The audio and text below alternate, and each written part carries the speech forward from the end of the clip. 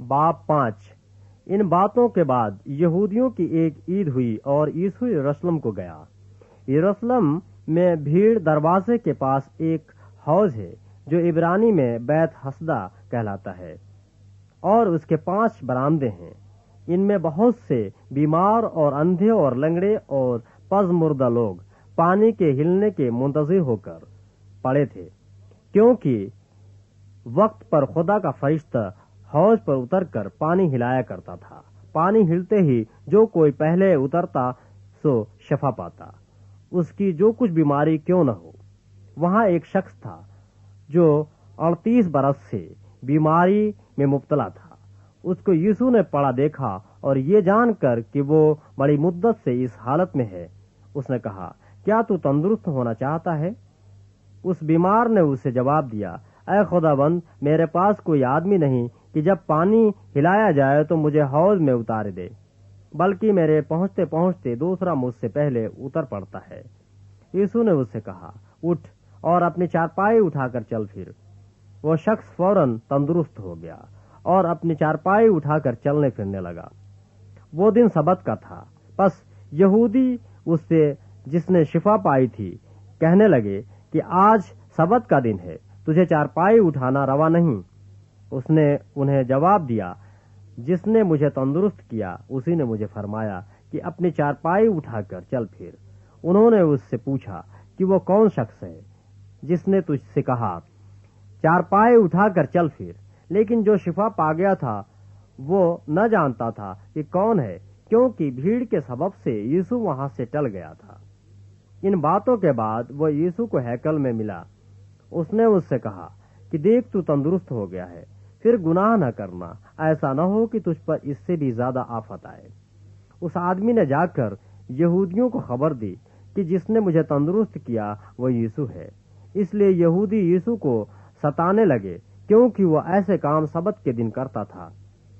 इस सबब से यहूदी और भी ज्यादा उसे कत्ल करने की कोशिश करने लगे कि वो न फकत सबत का हुक्म तोड़ता, बल्कि खुदा को खास अपना बाप कहकर अपने आप को खुदा के बराबर बनाता था।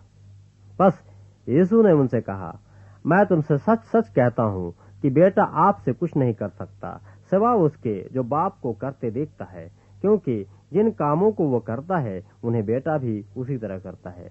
इसलिए कि बाप बेटे को अजीज रखता है और जितने काम खुद करता है उसे दिखाता है, बल्कि इनसे भी बड़े काम उसे दिखाएगा, ताकि तुम ताज्जुब करो।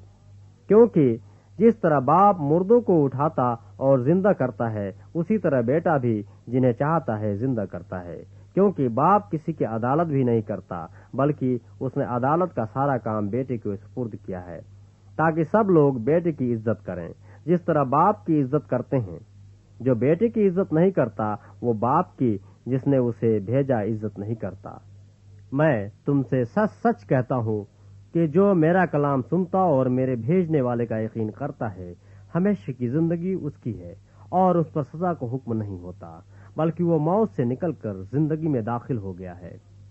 मैं तुमसे सच सच कहता हूँ कि वो वक्त आता है, बल्कि अभी है, कि मुर्दे खुदा के बेटे की आवाज सुनेंगे, और जो सुनेंगे वो जिएंगे। क्योंकि जिस तरह बाप अपने आप में जिंदगी रखता है, उसी तरह उसने बेटे को भी ये बख्शा कि अपने आप में जिंदगी रखे, बल्कि उसे अदालत करने का भी इख्तियार बख्शा, इसलिए कि वह आदमजाद है। इससे ताज्जुब न करो, क्योंकि वो वक्त आता है कि जितने कब्रों में हैं उनकी आवाज सुनकर निकलेंगे। जिन्होंने नेकी की है जिंदगी की क़यामत के वास्ते, और जिन्होंने बदी की है सजा की क़यामत के वास्ते।